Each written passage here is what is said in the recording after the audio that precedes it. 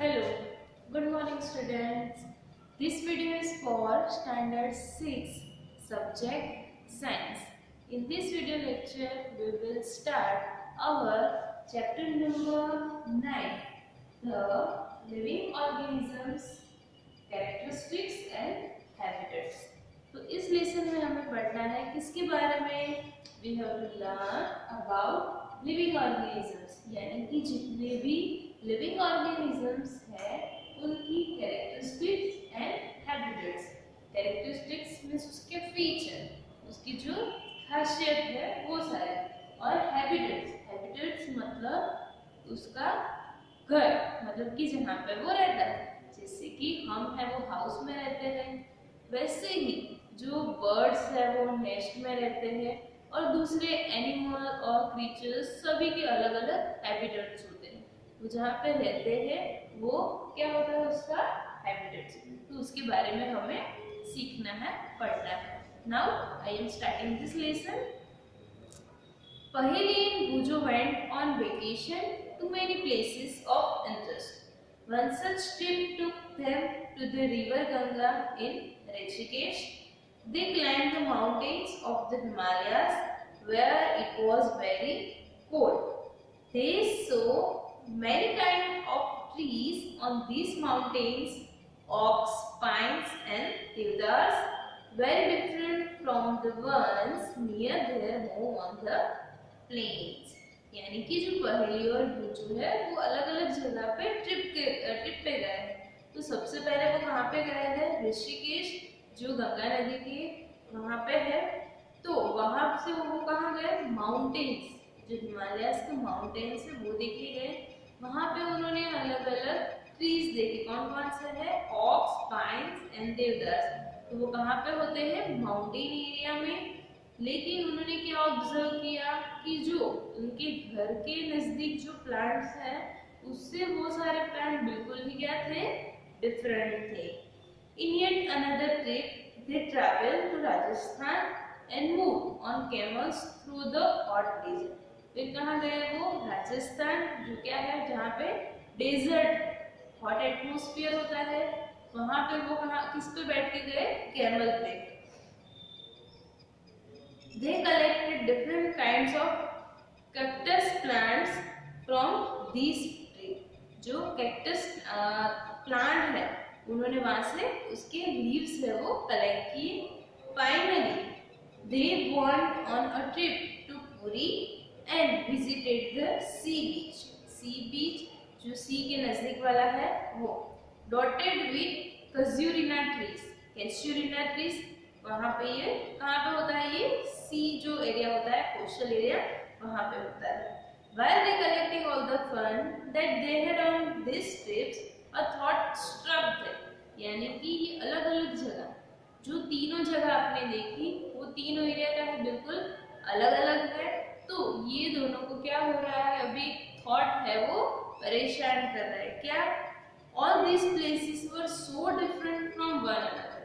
Some were cold, some very hot and dry, and some places so humid. यानी तीनों अलग अलग हैं, and yet all of them had many organisms, living creatures of various kinds. फिर भी एक जैसे कि डेजर्ट है वो बहुत ही ज्यादा वहाँ पे गर्म है, हॉट एटमोस्फियर है, सी है वहाँ पे ह्यूमिड है, माउंटेन्स वहाँ पे बहुत ही कोल्ड है। फिर भी सभी जगह कोई ना कोई लिविंग ऑर्गेनिज्म है, लिविंग क्रीचर है, वो रहता ही है। कोई भी एनिमल है या बर्ड है या तो फिर क्या है वो इंसेक्ट है, लेकिन कोई ना कोई कहीं पे तो रहता ही है। They tried to think of a place on earth where there may not be any living creatures. वो क्या सोच रहे हैं? वो फाइंड करना चाहते हैं कि अर्थ पे ऐसी कौन सी चीज, मतलब कौन सा एरिया है कि जहाँ पे कोई भी लिविंग ऑर्गेनिज्म ना हो। Bujo thought of places near his home. Inside the house, he tried the cupboards. अब बुजो है उसने क्या सोचा? घर पे ही चलो, कपबर्ड है तो कपबर्ड ऐसी जगह है कि जिसमें कोई लिविंग क्रिएचर नहीं रह सकता है। He had thought that there may not be any living organisms here, but he found one tiny spider in the cupboard. लेकिन कपबर्ड में भी क्या देखा उसने? टाइनी स्पाइडर और दूसरे भी इंसेक्ट्स अगर आप ऑब्जर्व करोगे तो कभी आपको दिखाई देंगे। आपके घर में छोटी सी जगह होगी, वहां कहीं कुछ नहीं तो क्या होगी, एंड्स तो मिल ही जाएगी। Outside the home too, there did not seem to be any place he could think of that did not have living creatures of some kind or the other. और आउटसाइड द होम भी उसने find करने की try की, ऐसी कोई place हो, लेकिन कोई भी ऐसा प्लेस उसको नहीं मिला जहाँ पे कोई भी लिविंग क्रिएचर्स ना रहता हो। Paheli started thinking and reading about faraway places. She read that people have even found tiny living organisms in the openings of volcanoes. जो पहेली है वो दूर की जगह, मतलब जहाँ पे जा नहीं सकती, उसके बारे में उसने पढ़ना स्टार्ट किया, फाइंड किया। अभी आप क्या कर सकते हो, गूगल पे भी सर्च कर सकते हो या तो ऐसी बुक्स है उसमें पढ़ सकते हो। तो पहेली ने क्या नोटिस किया है कि कोई भी ऐसी जगह नहीं है कि वहाँ पे लिविंग ऑर्गेनिज्म ना हो। इवन जो वॉल्केनो की ओपनिंग होती है, मतलब जहाँ से वॉल्केनो निकलता है, उसमें से लावा निकलता है, तो वहाँ पे भी लिविंग क्रिएचर्स होते हैं। Organisms and the surroundings where they live. अब यह पढ़ना है हमें ऑर्गेनिजम्स और सराउंडिंग यानी आसपास का एटमॉस्फेयर, वातावरण जहाँ पे वो रहते हैं। Another thought that occurred to Paheli and Joe was about the kinds of living organisms that were present in different locations they had visited. यानी कि उन्होंने अलग अलग जो एरिया, जो प्लेसेस विजिट किया, वहाँ के जो लिविंग ऑर्गेनिजम्स थे, उनकी जो कैरेक्टरिस्टिक्स थे, उनके फीचर्स थे, वो भी क्या थे, डिफरेंट थे। वो एनिमल्स या तो क्रिएचर्स भी डिफरेंट थे। The deserts had camels, the mountain had goats and yak. Puri had some other creatures, crabs on the beach, and such a variety of fish being caught by the fishermen at the sea. यानी सभी जगह क्या है, अलग अलग है। जैसे कि डेजर्ट में कैमल होते हैं, फिर जो माउंटेन एरिया है वहाँ पे गॉड, या हाँ गॉड भी यहाँ जो होती है हमारे एरिया में, और जो माउंटेन एरिया में होती है वो गॉड भी क्या होती है, डिफरेंट होती है। फिर पूरी में क्या देखा, जहाँ पे बीच था वहाँ पे क्रैब्स, फिर दूसरा सी में क्या होती है, fish, and then there did seem to be some creatures like ants that were present in all this different locations. यानी कि जो एंट होती है वो सब भी जगह पे उन्होंने फाइंड की। मतलब कि एंट है वो कोई भी वातावरण हो, कोई भी फॉरेस्ट हो, डेजर्ट हो, सी हो, सभी जगह पाई जाती है। The kind of plants found in each of these regions were so different from the plants of the other region. ये तो हमने किसकी बात की, एनिमल, बर्ड्स, इंसेक्ट्स की, लेकिन जो प्लांट्स है वो भी एक रीजन में पाए जाने वाले और दूसरे रीजन में, दूसरे एरिया के जो प्लांट है उससे बिल्कुल ही डिफरेंट है। What about the surroundings in these different regions? Were they same? यानी उनके जो सराउंडिंग्स में सब कुछ आ सकता है। वहाँ पे जो सनलाइट है वो कैसी है, उसका जो वेदर है वो कैसा है, क्लाइमेट कैसा है, वाइंड है वो कैसा है, ये सभी जगह की ये सारी चीज़ें किस में आती हैं, सराउंडिंग्स में। यहाँ पे आपको एक एक्टिविटी दी गई है जिसमें क्या करना है, अलग अलग जो एरिया है जैसे कि फॉरेस्ट, माउंटेन, डेजर्ट, सी और कोई भी दूसरा, तो उसमें पाए जाने वाले एनिमल और प्लांट और दूसरे ऑब्जेक्ट को बाइफरकेट करना है। तो उससे आप क्या सीखोगे कि पहले तो यहाँ पे दिया है what are the surroundings like in this two regions, कौन कौन से रीजन में हो सकते हैं, सी और माउंटेन में अलग अलग। In this sea plants and animals are surrounded by saline water, यानी कि सैलिन वाटर यानी क्या होता है, सोल्टी वाटर। तो जो प्लांट्स और एनिमल्स है वो किससे घिरे हुए होते हैं, सराउंडेड होते हैं सैलिन वाटर से। Most of them use the air dissolved in water. हम क्या करते हैं, हम जो एयर यूज करते हैं वो एटमॉस्फेयर से, सराउंडिंग से डायरेक्ट लेते हैं, लेकिन वो लोग क्या करते हैं, जो वाटर में एब्जॉर्ब की गई हुई एयर है उससे ब्रीथ करते हैं, क्योंकि उनकी जो पूरी बॉडी होती है, जैसे कि फिश है तो वो क्या होती है, पूरी पानी के अंदर होती है, तो वो जो पानी है या तो वाटर है उसमें डिसॉल्व की गई एयर को ब्रीथ कर सकते हैं। There is very little water available in the desert. What is the speciality of desert? Desert में क्या होता है, बहुत ही कम मात्रा में पानी होता है। It is very hot in the day time and very cold at night in the desert. हाँ, ये उसकी सबसे ज्यादा अच्छी मतलब कि एक स्पेसिफिक खासियत है कि अगर आप सुबह में मतलब दिन में वो बहुत ही ज्यादा गर्म होता है, लेकिन रात होती है तो फिर इतना ही ज्यादा वो ठंडा हो जाता है। यानी कि रात को आपको स्वेटर पहनना पड़े, लेकिन दिन में क्या करना पड़े, एसी चाहिए, मतलब इतनी गर्मी होती है। The animals and plants of the desert live on the desert soil and breathe air from the surroundings. वो जो लैंड है वहाँ पे रहते हैं और दूसरा क्या करते हैं, एयर सराउंडिंग्स में ही एयर है ऑब्जर्व करते हैं। The sea and the desert are very different surroundings and we find very different kind of plants and animals in these two regions. यानी ये दोनों बिल्कुल ही अलग है और यहाँ पे पाए जाने वाले प्लांट और एनिमल्स भी डिफरेंट होते हैं। हाँ, दो हम जो एग्जाम्पल है वो समझते हैं। एक क्या है, कैमल और दूसरा फिश। कैमल है वो कहाँ पे मिलता है, वो होता है डेजर्ट में, और फिश है वो होती है सी मतलब कि ओशन में। The body structure of a camel help is to survive in desert condition. हम अगर डेजर्ट में रहने जाएंगे तो हम सर्वाइव नहीं कर पाएंगे। कैमल वहां पर रहता है क्यों, कि उसकी बॉडी का जो स्ट्रक्चर है, जैसे उसकी बॉडी डिजाइन की गई है, उसके अंदर के जो फीचर्स है वो ऐसे डिजाइन किए हुए हैं कि वो डेजर्ट में सरवाइव कर सकता है। Camels have long legs which help to keep their body away from the heat of the sand. हाँ, कि जो डेजर्ट है उसकी जो सैंड है वो बिल्कुल क्या होती है, एकदम ज्यादा ही हॉट होती है, लेकिन उसके जो पाँव है क्या है, लंबे होते हैं, तो उसकी जो बॉडी है वो हीट से अलग। अगर आप खरगोश देखोगे तो खरगोश तो छोटा ही होगा, मतलब अगर वो सैंड पे चलेगा तो उसकी पूरी जो बॉडी है वो कितनी गर्म हो जाएगी।